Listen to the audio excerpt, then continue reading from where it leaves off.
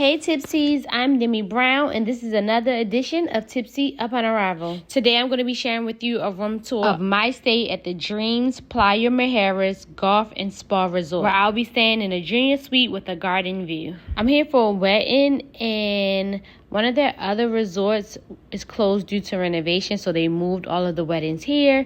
So it was limited, baby. So I had to take what I could get because I really wanted to be able to be here and support. So if you have any questions regarding my stay, make sure you drop them down below, and I hope you guys enjoy.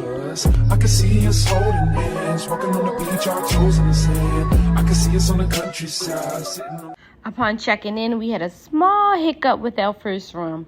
That issue was fixed immediately. They moved us to this room. Again, this is a junior suite with a double queen bed. It has a garden view, but we end up getting a little slither of an ocean view. So I hope you enjoy.